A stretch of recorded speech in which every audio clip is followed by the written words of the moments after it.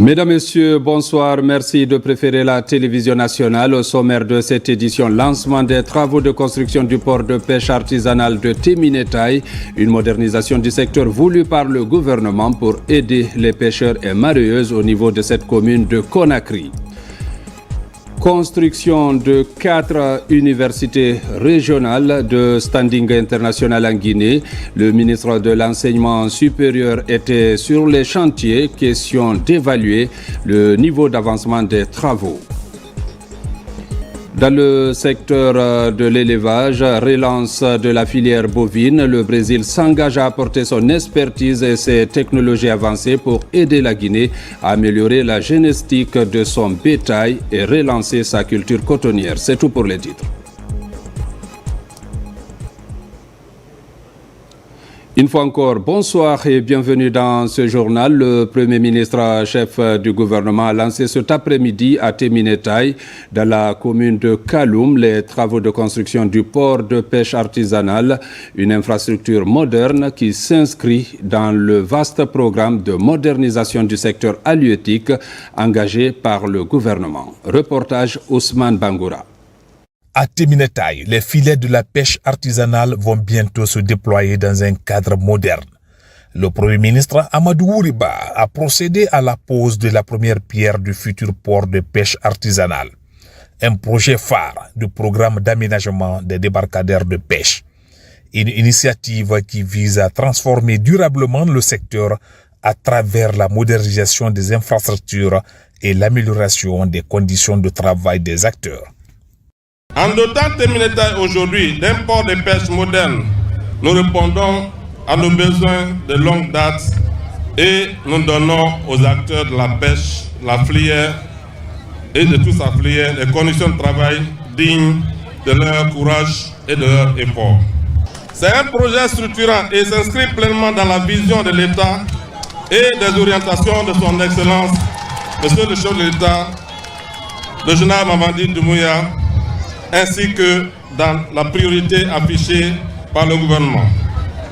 La sécurité alimentaire, la création d'emplois et le développement local durable figurent au premier rang de ces priorités nationales. Au cœur de cette ambition gouvernementale, l'entrepreneur du chantier détaille la conception et les étapes techniques de ce futur port, symbole du savoir-faire national et de l'engagement en faveur du développement durable du secteur halieutique.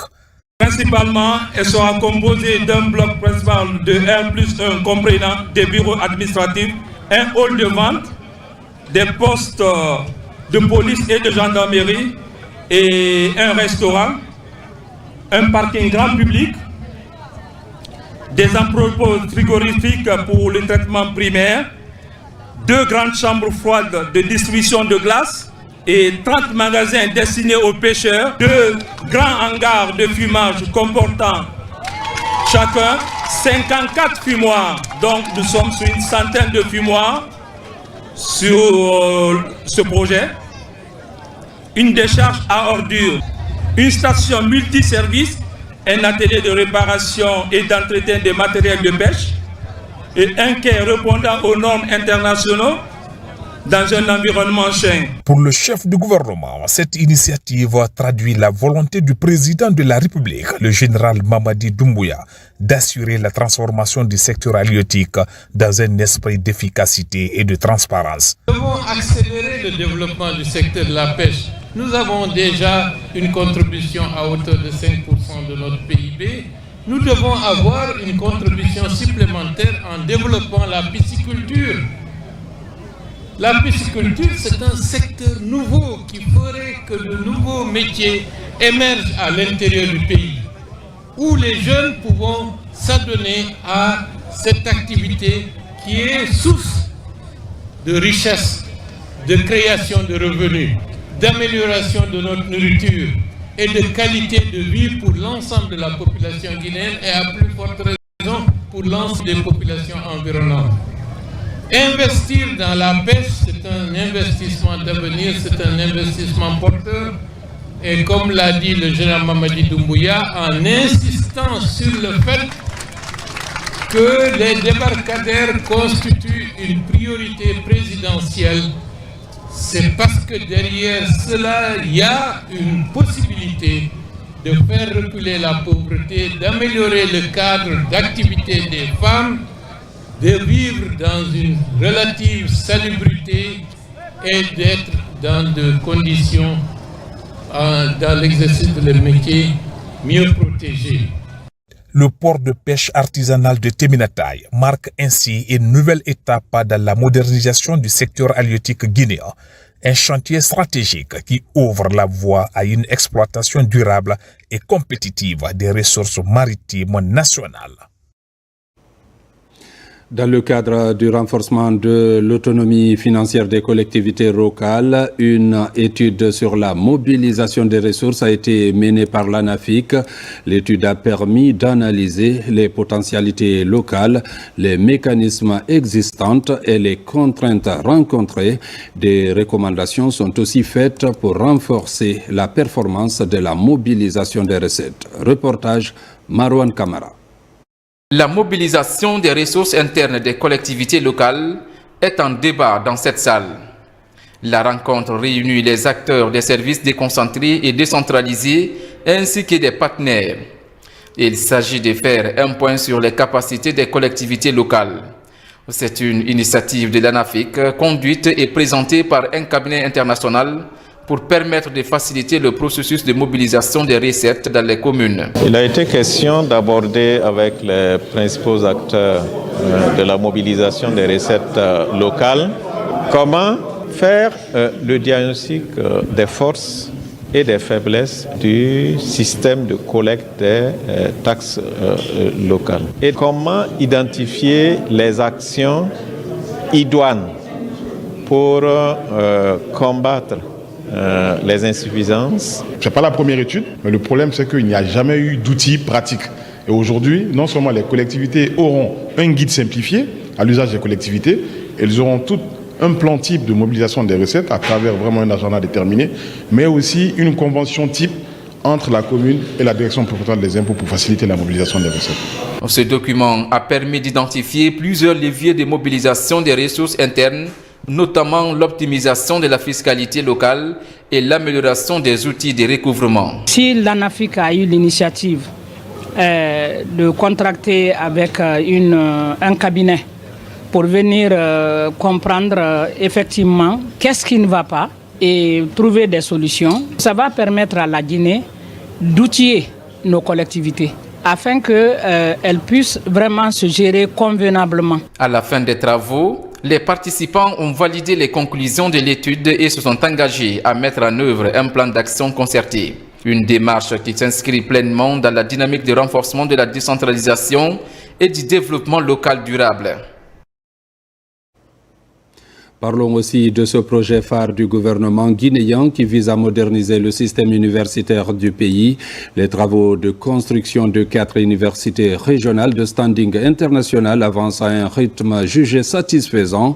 Une forte délégation conduite par le ministre de l'Enseignement supérieur s'est rendue sur les différents chantiers pour évaluer l'état d'avancement des travaux. Le constat dans ce reportage de Mounir Bari. Sur le terrain, le ministre de l'Enseignement supérieur et son cabinet, accompagnés des partenaires chinois et des entreprises contractantes, visitent les sites en construction. L'objectif, s'enquérir de la qualité des ouvrages et du respect du calendrier d'exécution. Partout, les travaux avancent de manière satisfaisante, laissant entrevoir des infrastructures modernes conformes aux standards internationaux. Ici, le projet concerne la construction de 4 bâtiments pédagogiques, d'un centre commercial, d'un centre administratif, d'une cantine, et puis la création de routes à l'intérieur de l'université, de places de parking et des aménagements paysagers. Prévu pour être livré en 2027, chaque université offrira des espaces d'apprentissage adaptés, dotés de toutes les commodités nécessaires, avec une capacité d'accueil totale de 25 000 étudiants. Ce vaste chantier vise à désengorger les universités existantes et à offrir de meilleures conditions d'études et de recherche aux jeunes Guinéens. Le ministre invite d'ailleurs les entreprises à accélérer la cadence pour tenir les délais. La phase pilote du projet est déjà en cours à l'Université Générale Lansana Conté de Sonfonia. À travers cette initiative présidentielle, le gouvernement réaffirme son engagement à révolutionner l'enseignement supérieur par des infrastructures modernes et un encadrement de qualité. Soutenu par la République populaire de Chine, ce programme illustre la volonté de la Guinée de former un capital humain compétitif prêt à répondre aux défis du développement. Développement des infrastructures toujours, la préfecture de Koya a son centre d'autonomisation et d'entrepreneuriat des femmes. Il est situé à Kouria. L'édifice a été inauguré en présence de quelques membres du gouvernement. C'est le 35e KF opérationnel du pays. Il a une capacité de 250 apprenantes. Alkali Kobele Keita, Mohamed De Camara, reportage. Depuis plusieurs années maintenant, le gouvernement, à travers le département en charge de la promotion féminine, est engagé à doter toutes les localités du pays des centres d'autonomisation, d'entrepreneuriat des femmes et filles. Cette infrastructure, entièrement construite et équipée, est financée par le budget national de développement. À l'image des autres KF du pays, celui de Kouria est dédié aux femmes et filles issues des milieux défavorisés de la préfecture de Koya. Ce centre d'autonomisation composé de 1 bloc administratif R+1, un bloc de formation, un bloc R+1 pour la saponification et l'aménagement extérieur de la cour. Le KF de Koya est l'un des plus beaux centres du pays, dédié à l'autonomisation et à l'orientation entrepreneuriale des femmes et filles de Guinée. Il est le symbole de la volonté du gouvernement guinéen d'offrir aux femmes et filles des opportunités de formation appropriées et d'insertion sur le marché de l'emploi. Ici, plusieurs filières seront développées comme la pâtisserie, l'agroalimentaire, la teinture, la décoration, la coiffure et la couture. Je suis ravie d'accueillir ce grand bisou à Kouria, qui me permettra d'apprendre un métier sur place et pour laquelle je pourrai devenir une femme autonome. L'inauguration du centre d'autonomisation et d'entrepreneuriat des femmes et filles de Kouria est le fruit d'une vision nationale ambitieuse, portée par M. le Président de la République, son Excellence le Général Mamadou Doumbouya. Cette vision s'inscrit pleinement dans la dynamique du programme Simandou 2040, cadre stratégique de transformation économique, sociale et environnementale de notre pays. La stratégie du ministère en charge de la promotion féminine est de favoriser aux filles et aux femmes déscolarisées et non scolarisées l'apprentissage des métiers générateurs de revenus. Célébration de la Journée internationale de la jeune fille, l'événement a été une occasion de rappeler l'urgence nécessité de respecter les droits de cette couche et de lutter contre les obstacles qui freinent l'épanouissement de la jeune fille en Guinée. Mamadou Saliouba. À la cité minière de Kamsar, elle se retrouve pour mettre en lumière les droits des jeunes filles, mais aussi pour évoquer les défis qui freinent l'épanouissement de la jeunesse féminine.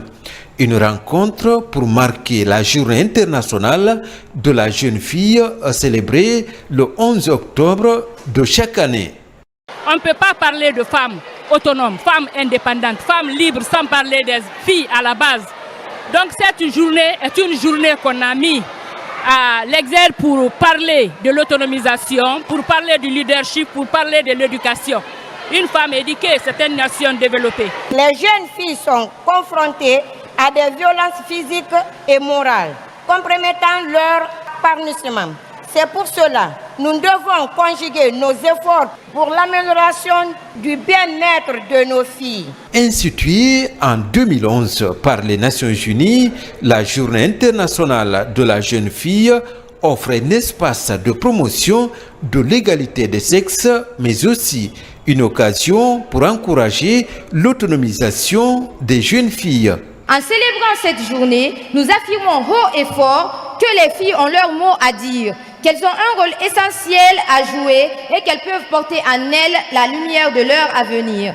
Nous prouvons que la jeunesse féminine est une richesse, une force et une promesse. En Guinée, le gouvernement, avec l'appui des partenaires, a lancé plusieurs projets et programmes pour promouvoir les droits des jeunes filles, mais aussi pour encourager leur participation active à la vie économique et sociale. Et puis la Guinée à l'honneur au Sénégal. Notre pays est l'invité spécial du lancement du campus africain du leadership féminin, une initiative panafricaine dédiée à l'autonomisation des femmes et à la promotion du leadership féminin. À Dakar, les femmes leaders venues de Conakry font rayonner leur expertise et leur engagement sur la scène régionale. Suivez le reportage de notre envoyé spécial à Dakar, Makeme Keleti Donzo. La Guinée, encore honorée sur la scène internationale. Au Sénégal, notre pays est choisi en tant qu'invité d'honneur au lancement du campus africain du leadership féminin, une initiative panafricaine qui vise à promouvoir l'autonomisation des femmes à travers la formation, le renforcement des capacités et les échanges d'expériences. Le campus a pour vocation d'accompagner, de soutenir les femmes en vue de leur autonomisation et en vue de développer leur leadership pour leur permettre d'accéder à des positions plus importantes, pour leur permettre aussi d'être plus épanouis. Ce campus se veut un espace de formation, de partage d'expériences et de mentorat destiné à encourager les jeunes filles africaines à croire en leur potentiel et à s'affirmer dans leurs projets professionnels et personnels. Ce campus est déjà un espace de rencontre, de partage d'expériences et de stratégies entre les femmes leaders de l'Afrique. Ces genres de rencontres sont toujours importantes parce qu'elles vous permettent de renforcer vos compétences, de développer votre réseautage, d'éduquer, mais aussi de coacher d'autres jeunes filles qui sont en Guinée et qui aspirent aussi à être des leaders de demain. Donc nous sommes là pour renforcer nos compétences afin de pouvoir implémenter toutes ces formations en Guinée et permettre à d'autres jeunes femmes d'être aussi des leaders. Le choix de la Guinée comme pays invité d'honneur témoigne de la reconnaissance du leadership féminin guinéen dans la sous-région. Pour nous, gouvernement du Sénégal, une initiative qu'on salue et qu'on accompagne, d'où notre présence au nom du président de la République, son Excellence Bassirou Diomaye Diakhar Faye et Monsieur le Premier ministre Ousmane Sonko. Donc nous félicitons la présidente Madame Sokhna Ndiaye, mais également l'ensemble de ses partenaires pour avoir osé et pour permettre d'avoir ce cadre vraiment d'échange et de formation pour le leadership féminin. L'ambassadeur de Guinée au Sénégal, son Excellence Mandiou Djoubaté, a mis en lumière l'excellence de la coopération entre Conakry et Dakar, tout en rappelant l'importance de telles initiatives pour renforcer les liens entre les peuples et encourager les échanges sud-sud. Ce soir qui nous honore à plus d'un titre se justifie par les liens de fraternité et d'amitié existants entre le peuple sénégalais et guinéen d'une part et d'autre part par la qualité des relations personnelles qu'entretiennent les deux pays. Son Excellence M. Bassirou Diomaye Diakhar Faye, président de la République du Sénégal, et son Excellence le général Mamadi Doumbouya, président de la République de Guinée, chef de l'État. Ce rendez-vous met en lumière non seulement l'engagement des femmes guinéennes, mais aussi l'excellence de leur contribution dans des domaines clés. Une dynamique prometteuse qui confirme que le leadership féminin guinéen a toute sa place dans les grandes instances africaines. Ce campus est une plateforme d'espoir, d'inspiration et d'action pour les générations futures des femmes leaders. Dans l'actualité encore à l'enseignement technique, la ministre vient de lancer les ateliers régionaux. Ce sont des espaces d'échange entre responsables d'établissements pour partager les résultats obtenus dans chacune des régions et s'enquérir des nouvelles directives. Le but est de favoriser un bon déroulement des cours durant l'année. Les détails dans ce reportage de Tierno Ousmane Diallo. Cette année académique à l'enseignement technique est placée sous le sceau de l'excellence dans la formation des apprenants.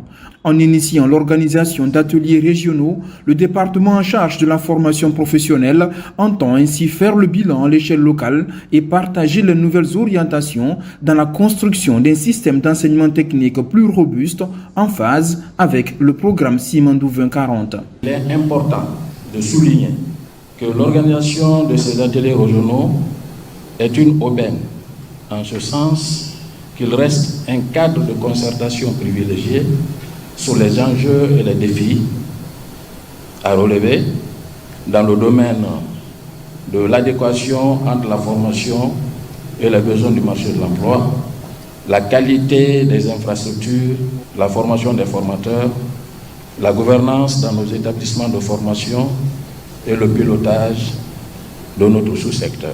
Il y a eu l'intervention de Madame la ministre qui s'est passée dans les meilleures conditions. Elle a eu à toucher des points, c'est de fournir plus d'efforts, bien guider les apprenants pour le développement de l'enseignement technique.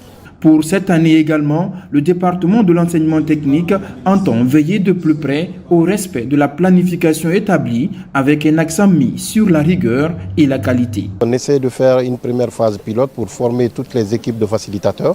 Et les équipes de facilitateurs vont accompagner chaque région et à animer les travaux avec les gouverneurs et intégrer aussi les préoccupations à l'échelle locale en tenant compte du contenu local, en tenant compte des exigences de chaque région.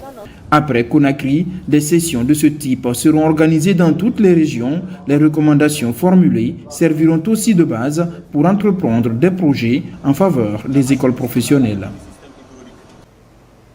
De nouvelles infrastructures scolaires aussi inaugurées à Sigiri pour encourager l'apprentissage en milieu rural. C'est un effort de l'association Sigiri Mandembere Europe, ceci pour accompagner l'engagement des autorités afin de répondre aux attentes du système éducatif. Reportage Yamokaba. Le bâti scolaire à l'épreuve du développement local. À Sigiri, l'association Sigiri Mandembere Europe réalise sa promesse pour participer au développement local de la cité aurifère. À son actif, la construction de cette nouvelle école de 3 classes pour répondre aux besoins face aux effectifs pléthoriques à l'école primaire Siaman-Diawara, située au quartier Sigirinkura 2, secteur aéroport Plateau. Même pour ramasser un sac par terre pour le mettre dans une poubelle, tu fais quelque chose de patriotisme. Donc souvent pour aider son pays, ça vient de là. Nous, on a pris l'initiative de faire ça. D'autres personnes, je souhaite que d'autres personnes fassent la même chose.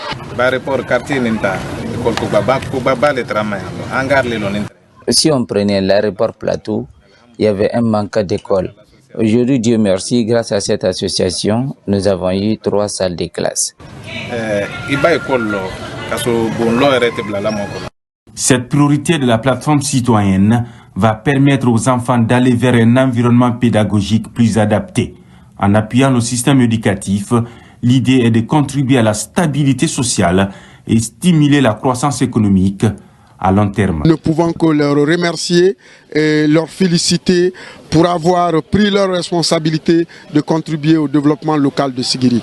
Ces 3 salles de classe qui sortent de terre affichent les bonnes intentions de l'association Sigiri Mandembere Europe au Bercail. Autre mission, encourager l'éducation des enfants et promouvoir leur épanouissement. Des kits scolaires sont également mis à la disposition des enfants de Wendumbor. Le geste vise à soutenir les tout-petits dans cette localité pour aborder l'année scolaire. Reportage Younous Atawel Kamara. Les élèves de différentes écoles élémentaires de la sous-préfecture de Wendumbor dans Gawal sont aux anges ce matin. Ils reçoivent des kits scolaires offerts par la société minière AMC-MC qui évolue dans cette localité. Des fournitures scolaires composées de sacs, de cahiers, de livres, de bics et de chaises en plastique. Une manière pour cette entreprise d'encourager la scolarisation des enfants dans cette zone minière de la région administrative de Bouquet. On a pensé que l'éducation sur la base est vraiment très importante. On doit accompagner les élèves en primaire pour les offrir suffisamment de moyens et pour avoir les conditions de de l'étude. C'est ça de notre motivation. Parents d'élèves, encadreurs et autorités administratives de Wendembourg se sont fortement mobilisés pour assister à cette cérémonie de remise des kits scolaires à ces futurs cadres du pays. C'est le sentiment de satisfaction et de joie.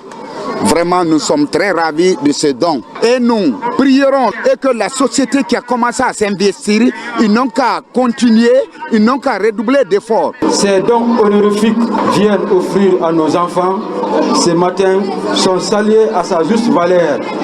Et ces dons favoriseront l'émancipation de nos enfants dans leur développement en matière de l'éducation. Cette cérémonie est mise à profit par les autorités éducatives de Gawal et les représentants de la société AMC-MC d'inviter les parents d'élèves à jouer pleinement leur rôle dans l'encadrement des enfants en vue de poursuivre leurs études. Appui à l'enseignement toujours, le ministère de la promotion féminine de l'enfance, à travers son inspection basée à Mamou, vient d'offrir des kits scolaires aux enfants démunis de la région. Le geste vise à accompagner les parents dans l'achat des fournitures scolaires. Reportage Mamadou Patebaldi. Une semaine après l'ouverture des classes, les bonnes volontés se manifestent pour accompagner les familles démunies dans l'achat des fournitures scolaires. C'est le ministère de la promotion féminine de l'enfance et des personnes vulnérables, à travers son inspection régionale basée à Mamou, qui vient d'offrir aux enfants vulnérables de la région des kits scolaires afin de les aider à passer en beauté l'année scolaire 2025-2026. L'objectif visé, c'est de scolariser les enfants vulnérables dans la région administrative de Mamou, parce que c'est un droit pour eux. L'inspection régionale de la promotion féminine de l'enfance et des personnes vulnérables nous a doté d'un ordinateur et d'une carte pour le carburant pour notre fonctionnement. Donc, au nom des collègues de Dalaba et Pita, on est très ravis. Ils sont de nombreux enfants identifiés par les 3 directions de la petite enfance à bénéficier de ce geste. Il vise à aider les parents à réduire les charges liées à l'achat des fournitures scolaires. C'est un don qui nous va droit au cœur, parce que les enfants, c'est juste pour encourager les enfants à prendre les études au sérieux, parce que vous savez, on dit les enfants vulnérables. Donc beaucoup ont reçu des kits scolaires ici à travers l'inspection régionale, la promotion féminine. Ce geste de l'inspection régionale de la promotion féminine de l'enfance et des personnes vulnérables de Mamou n'est pas à sa première. Chaque année, à l'occasion de chaque ouverture des classes, elle porte les regards sur ses enfants, les aidant à mieux reprendre les cours en vue d'entamer une bonne année scolaire. Dans l'actualité encore, après le glissement de terrain à Manéa, la question du relogement des sinistrés se pose. Le ministre de l'Urbanisme et de l'Habitat a rencontré hier vendredi les différentes parties prenantes, ceci pour statuer sur la préoccupation du moment, une rencontre cruciale pour sauver plusieurs familles impactées par l'un des pires éboulements du pays. Reportage Fodé Alpha Camara. Au ministère de l'Urbanisme, de l'Habitat et de l'Aménagement du territoire, une importante réunion s'est tenue autour de la situation des sinistrés du glissement de terrain survenu à Manéa dans la nuit du 20 au 21 août dernier. Les discussions ont notamment porté sur la question urgente du relogement des sinistrés, encore hébergés depuis plusieurs semaines au camp militaire de Manéa. Le gouvernement, par la voix du ministre de l'Habitat, a rencontré tous les acteurs qui interviennent dans ce processus, y compris les personnes sinistrées, pour échanger sur les voies et moyens de déplacement ou de la relocalisation vraiment des personnes qui ont été impactées, et ensuite les maisons qui sont exposées pour éviter cette année ou la saison prochaine, pour éviter que les mêmes choses se reproduisent. C'était notre inquiétude pour notre relogement futur. Maintenant qu'il a pris les dispositions dès la semaine qui suit, peut-être les dispositions idoines seront prises pour notre sort. Entouré de ses principaux collaborateurs, le ministre de l'Urbanisme a réaffirmé la détermination du gouvernement à accompagner les familles touchées à travers un plan de relogement durable et des mesures préventives contre de futurs glissements de terrain. Il fallait aujourd'hui échanger avec les sinistrés concernés et les donner l'information par rapport aux dispositions qui ont été prises par le gouvernement, à savoir les délocaliser du camp militaire où ils sont actuellement, trouver des abris provisoires pour eux et en tant que ministère de l'Habitat, les recaser dans d'autres domaines et les fournir les documents de propriété de ces domaines qui seront mis à leur disposition. À l'issue de la rencontre, plusieurs résolutions ont été adoptées. Le ministre s'est engagé à accélérer le processus de réinstallation des familles affectées et à renforcer la politique nationale d'aménagement du territoire afin de réduire les risques et d'éviter la récurrence de tels drames à l'avenir. Dans la zone industrielle de Kagbelen, les membres du Rotaract Club de Conakry ont effectué une visite de terrain sur le site industriel de GI Ciment. Ce déplacement a permis aux membres de connaître le fonctionnement des activités. Le volet santé, sécurité et environnement ont été également abordés. Reportage Fodé Camara, Nabilaï Camara. Cette visite de terrain initiée par les membres du Rotaract Club de Conakry a ciblé le site industriel de GI Ciment situé dans la commune de Kagbelen.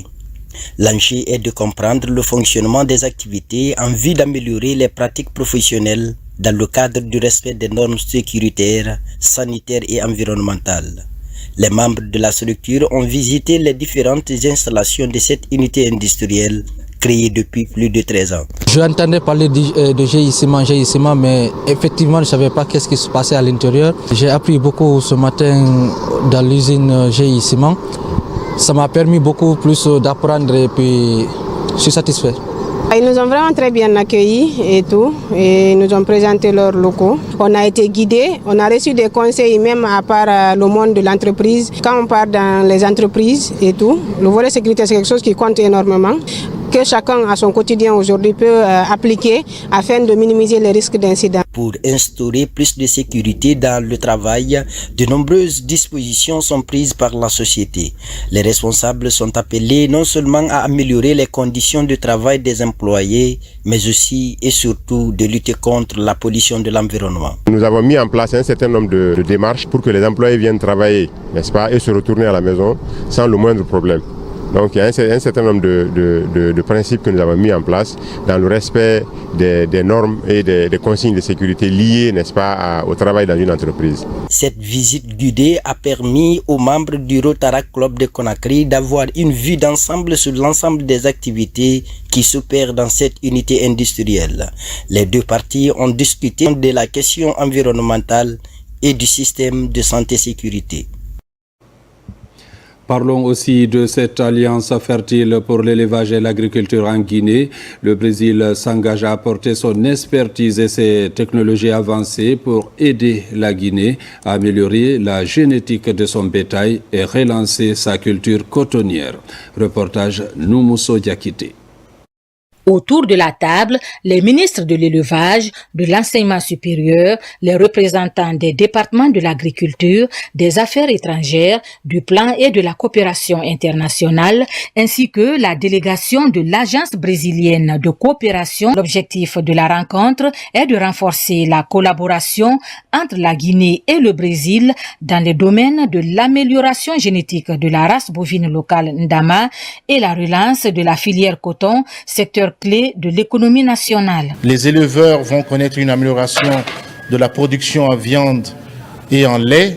Nous allons pouvoir aussi réduire considérablement les conflits entre agriculteurs et éleveurs, puisque notre race Ndama est une race qui n'est pas vorace. L'autre objectif aussi important est un objectif social, puisque cela va générer des emplois au niveau de la jeunesse, mais également des femmes. Suite à cette rencontre, les parties se sont engagées à poursuivre les discussions techniques en vue de la mise en œuvre rapide des projets pilotes, notamment dans les zones à fort potentiel agricole et pastoral. Cette mission s'inscrit suite à une visite que le ministre de l'élevage, Félix Ndama, avait réalisée au mois de mai au Brésil lors d'un événement Brésil-Afrique, dans lequel il avait réitéré l'importance et que nous puissions mettre en œuvre ce projet de coopération technique en Guinée concernant donc l'amélioration génétique, comme je l'ai dit, de la race Ndama.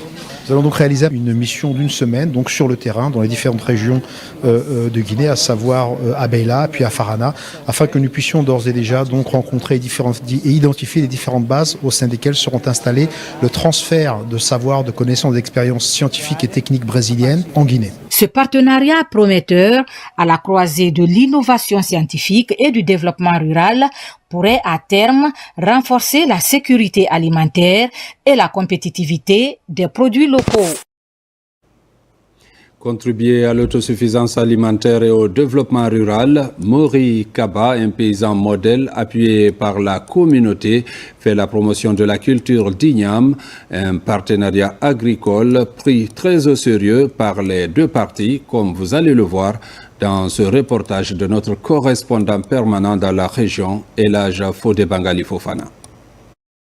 Ici, à Masarena Banankoro, la fertilité des sols et l'abondance des récoltes ne sont qu'un secret de polichinelle, l'agriculture étant une activité de prédilection pour ses habitants. Sidiki Keita et toute son équipe de bras valides, coup à la main, préparent ce périmètre à la culture d'Ignam. Grâce à une main généreuse tendue de l'extérieur, ces travaux champêtres augurent un immense espoir au sein du groupe. Tout ce qu'on cultive ici donne de très bons résultats, surtout l'igname et le riz. Nous faisons ce travail pour montrer qu'on est très content de collaborer avec Mori Kaba. À travers ce partenariat, nous comptons pouvoir construire nos propres écoles et un poste de santé dont nous ne disposons pas jusque-là. Après avoir passé 4 bonnes années à Botola, dans le même cadre, c'est du côté de Masarena Banankoro que le promoteur agricole Mori Kaba se tourne, convaincu de pouvoir atteindre des résultats escomptés dans les mois et années à venir à travers ces sols d'une fertilité exemplaire. Je tiens à remercier les notables qui m'ont autorisé à faire ce travail. Je suis très fier de ces jeunes aussi qui ont fait un travail énorme. Ce n'est que le début de mes investissements ici, car imaginez, ce sont 512 hectares de terres cultivables. Abandonner ses activités à l'étranger pour venir s'investir dans l'agriculture, ça c'est chose à encourager. Si tous les diasporas de la Guinée faisaient comme M. Kaba, en un laps de temps, la Guinée va quitter dans la pauvreté. Les défis de Mori Kaba sont nombreux. Permettre aux communautés à la base de prendre part de manière plus active à leur propre développement et contribuer en même temps à la réduction de la dépendance de la Guinée en produits agroalimentaires. L'Agence nationale de la météorologie renforce son cadre institutionnel. Elle a tenu ce jour une réunion de restitution des documents administratifs et juridiques. Le but est de consolider ses bases organisationnelles et opérationnelles en matière de prévision et de gestion climatique. Reportage Abraham Christophe Conté. Cette rencontre marque l'aboutissement d'un long processus de révision et de validation de plusieurs textes fondamentaux. Parmi eux, l'organigramme, le manuel de procédure administrative et financière, mais aussi le cadre juridique actualisé de l'agence. Ces outils sont essentiellement pour renforcer l'efficacité, clarifier les rôles et assurer une meilleure coordination de la météo. Pour pouvoir mettre ces services dans les normes, nous avons posé un diagnostic organisationnel donc, où rien n'existait. On est parti de -1 en fait, pour venir à 0 afin de prendre le départ. C'est-à-dire, un diagnostic organisationnel a été fait et les recommandations de cette étude diagnostique se portait sur l'élaboration des documents juridiques et administratifs nécessaires pour le fonctionnement d'une agence météorologique digne de nom. Cette consolidation institutionnelle de l'Agence nationale de la météorologie intervient dans un contexte de renforcement des capacités des structures publiques à répondre aux défis du changement climatique, de la sécurité hydrométéorologique et de la réduction des risques de catastrophes. Doter la météorologie de nouvelles structures, d'outils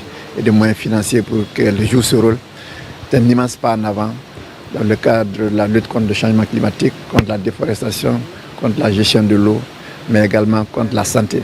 Par cette restitution, l'agence franchit une nouvelle étape dans sa professionnalisation et son alignement sur les standards internationaux en matière de gouvernance météorologique. L'agence prévoit désormais la mise en œuvre progressive de ces outils à travers des formations internes et un suivi rigoureux de leur application. Vaste campagne de sensibilisation et de collecte de sang dans les différents services de l'entreprise SMB. Cette action est à sa deuxième phase pour soutenir le Centre national de transfusion sanguine, ceci pour sauver des vies en Guinée. Reportage Bakari Bambakonde. Monsieur Aboubak. La deuxième édition de la campagne nationale de sensibilisation et de collecte de sang, fruit de la collaboration entre la société UMS, l'Association nationale des donneurs bénévoles de sang de Guinée et le Centre national de transfusion sanguine, vient de s'achever ici à Conakry. C'est une semaine intensive de mobilisation citoyenne qui a permis de récolter un volume de sang significativement supérieur à l'édition précédente, renforçant les réserves vitales du pays. UMS aujourd'hui est fier d'accompagner cet élan de solidarité. Pour nous, un don de sang égale à une vie sauvée. Donc nous continuerons à accompagner les ONG et les institutions nationales de santé. Les chiffres communiqués par le Centre national de transfusion sanguine indiquent que 71 poches de sang ont été collectées pendant cette deuxième édition. La réussite est attribuée à l'efficacité de la stratégie mise en place et à l'engagement des travailleurs à sauver des vies. Tous les jours, nous avons besoin au moins de 500 poches pour couvrir les besoins nationaux en sang. Et donc une entreprise qui s'investit jusqu'à donner 71 poches, c'est une entreprise à féliciter et ça apporte beaucoup de soulagement dans notre charge quotidienne. Ce processus est garant du fait que le Centre national de transfusion sanguine est impliqué pour l'analyse des postes de sang et mettre à la disposition des malades ceux qui sont en besoin, notamment les femmes en état de travail, les personnes vivant avec le VIH/SIDA, les dépendants et les accidentés de la voie publique. En unissant leurs forces, l'UMS, l'Association des donneurs bénévoles de sang et le Centre national de transfusion sanguine lancent un appel à la générosité nationale, espérant atteindre plusieurs milliers de poches de sang collectées pour sécuriser l'approvisionnement médical en Guinée. Des journalistes venus des 6 préfectures de la région forestière viennent de bénéficier d'une formation axée sur le thème communication de risques et engagement communautaire dans la lutte contre l'exploitation, le harcèlement et les abus sexuels. Objectif, prévenir ces fléaux et promouvoir la protection des droits humains. Reportage lancé Kamisoko, Saliou Paye. Cette initiative traduit la volonté de l'Organisation mondiale de la santé de renforcer les capacités des professionnels des médias dans la prévention de l'exploitation, abus et harcèlement sexuel. L'idée est de faire des journalistes des acteurs majeurs de lutte contre ce fléau. Les journalistes, par leur capacité à informer, à sensibiliser, à dénoncer, sont les gardiens de la transparence et de la justice sociale. Si le directeur régional de l'information et de la communication se réjouit de cette démarche visant à booster les capacités des journalistes, le chef de cabinet du gouvernement, lui, exhorte les participants à plus d'implication pour une maîtrise des thèmes abordés. Je souhaite que vous répartiez avec des outils concrets, des réflexes professionnels renforcés, mais aussi une conviction renouvelée, celle que le journalisme, loin d'être un simple métier d'information, est une mission de service public, un engagement pour la dignité humaine, la santé et la paix sociale. Je vous encourage donc à faire preuve d'un engagement renouvelé envers les principes éthiques de responsabilité et de service public. Pour les participants, c'est une valeur ajoutée à la qualité et l'impact du travail des journalistes sur le terrain. Il s'agit d'aller dans nos différentes communautés, partout où nous sommes, de vulgariser encore ce que nous avons appris ici. Toute la population de Yomo, où je suis, va vraiment recevoir tout ce que nous avons appris ici comme connaissance. Cet espace de renforcement des capacités des professionnels des médias promeut une presse engagée et plus responsable dans la collecte, le traitement et la diffusion des informations relatives à l'exploitation, abus et harcèlement sexuel dans nos sociétés. Pour renforcer le climat de paix et de cohésion qui prévaut actuellement dans la capitale, le ministère de l'Administration du Territoire, avec l'appui du système des Nations Unies, engage le renforcement de capacité des acteurs en matière de consolidation de la paix, une initiative de la Direction générale de la promotion de la citoyenneté. Reportage Kelfala Presse Camara. Pour renforcer le climat de paix, de cohabitation pacifique qui prévaut actuellement dans les quartiers des communes de Ratoma, Symphonia et Kagbele, autrefois appelés l'Axe, le gouvernement guinéen, à travers le ministère de l'Administration du Territoire et de la décentralisation, en rapport avec le système des Nations Unies dans le domaine de la consolidation de la paix, comme le PNUD et l'UNFPA, lance le renforcement de capacités des acteurs locaux des quartiers dans cette zone sur la maîtrise du guide de bonnes pratiques en gestion des conflits en Guinée. Notre ambition à travers ce guide est de capitaliser les savoir-faire locaux, valoriser les dynamiques communautaires de gestion des conflits à travers des approches participatives et inclusives et proposer un outil simple, concret et adapté au contexte local. L'initiative a regroupé l'ensemble des points focaux des départements ministériels du projet, mais également les représentants des conseils communaux de sécurité et de prévention de la délinquance et les directeurs communaux de jeunesse des communes de Ratoma, Symphonia et Kagbele. Le ministère, à travers la Direction générale de la promotion de la citoyenneté et de la paix, s'investit pleinement dans le renforcement des capacités locales et dans la mise à disposition d'outils pratiques destinés à anticiper, désamorcer et résoudre les conflits de manière pacifique. À travers ce programme de promotion de la participation des jeunes à la consolidation de la paix dans les quartiers de l'Axe Amdallah et Kagbele, la Direction générale de la promotion de la citoyenneté et la paix entend marquer un pas dans les acquis du gouvernement dans le domaine de la préservation de la paix en Guinée. Les jeunes finalistes du Hackathon Rio Tinto 2025 ont été reçus cette semaine au siège de l'entreprise à Koléa, une rencontre inédite avec le directeur général qui marque un tournant dans leur parcours. Reportage Sona Sagnon. La grande finale du Hackathon Rio Tinto 2025 s'est tenue ce week-end, clôturant une semaine intense de collaboration, de créativité et d'innovation technologique. Au nom de Rio Tinto, c'est de pérenniser avec le gouvernement ces compétitions de hackathon pour donner la chance à d'autres jeunes, à d'autres étudiants, pour que ces compétitions puissent permettre d'identifier d'autres projets importants qui détermineront l'avenir économique du pays. Et on se joint à nos partenaires pour accompagner ces projets, pour que nous ayons un taux de réussite important.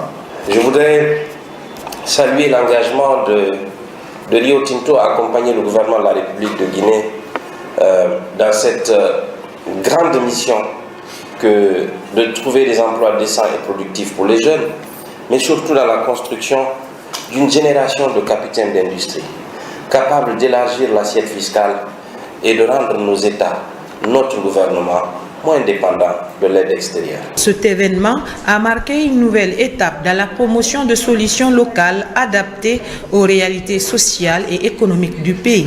Au terme des présentations finales, le Grand Prix du Hackathon Rio Tinto 2025 a été remporté par le projet Mon Petit Marché, un marché moderne digitalisé qui va faciliter l'accès aux produits locaux, porté par Marie-Noël Bimou, étudiante en fin de cycle à l'université de Symphonia. Ce sentiment que je ressens, c'est avec beaucoup de fierté. Ce prix, c'est pour moi, c'est pour toutes les femmes, c'est pour les Guinéens, c'est pour la Guinée et l'aventure ne fait que commencer. On a vu des projets extraordinaires.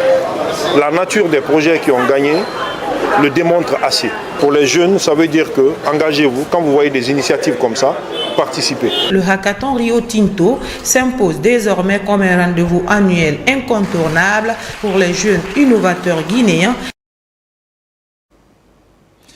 Mesdames, Messieurs, c'est la fin de cette édition. Merci de l'avoir suivi et bonne suite de programmes sur la télévision nationale.